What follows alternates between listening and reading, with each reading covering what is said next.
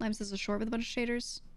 Yeah, she's just clicking buttons. I love what she does, by the way. A lot of the stuff that she presents, like that information that she presents, is super simple and anyone could learn by reading the Vtube Studio manual easily, but people don't. So she'll make shorts for the people that don't read. And I'm like, and then they're like, how did she know? And I'm like, it's in the manual, dude, but they don't want to read it. So it's good. It's just presentation of shit that they didn't want to find. It's a very good thing. Here, VFX, activate, weather effects, rain. There you go. Snow. There you go. See, they give you so many buttons. My favorite is fake low FPS. So I can like, I could do that, I can add screen tearing. That one's cool. That one's cool. I think that's really good if you're making videos and you like want that effect, but you don't want to be an editor because you hate it so much. Oh, I like the pixel one.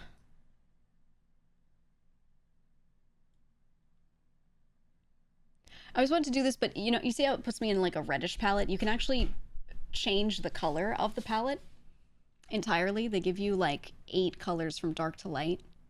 So you could make it ideally like the green GBA one, and then play a game from that era. You can also, it doesn't have to be that crazy. You can do like effect on, and then you can increase the resolution.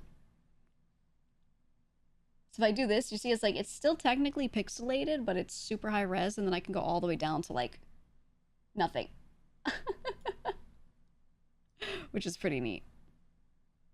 I could do like 200 pixels, right around there. Right?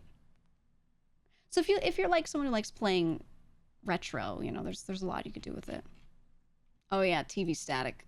This is also good if you're making videos and you're like doing a noir detective film, and then you're like on the TV and you're like, help, I've been kidnapped, and then from the other side you're like, no, she's been kidnapped, and you're like, help me, I'm in the TV. You're like, no, she's stuck in the TV, you know, whatever. If you fancy yourself a skit comedian. I think the best one is ASCII. Ready? Imagine streaming like this.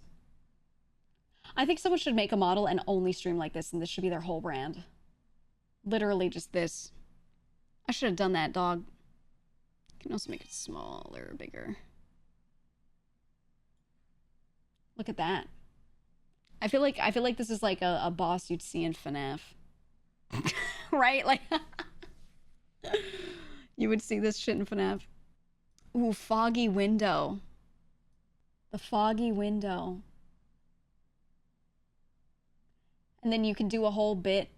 It even has the vertical lines. You do a whole bit where you're like outside chat's window saying weird shit to them. It just enables you to do so many bits without having to like go crazy in OBS, right? You just click a button to turn this stuff on. It's pretty good. It's pretty good. VHS old TV. What does this one look like?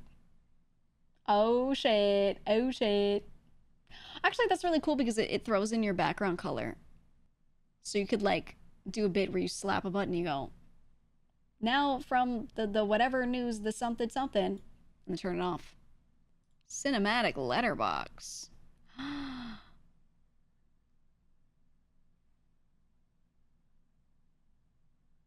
I like it because the black bars only apply to the layer that you are on. Wait, and then you can put them together, right? No saturation, so it's black and white. You can have rain. Right? You see that? It's perfect for a bit. It's perfect for a bit. All right, let me turn them off. Let me turn them off. If you don't set it to a preset too, you have to like one by one go back through and do it. That's my UX change I want for Vtube Studio. I'm formally requesting. I'm formally requesting right now.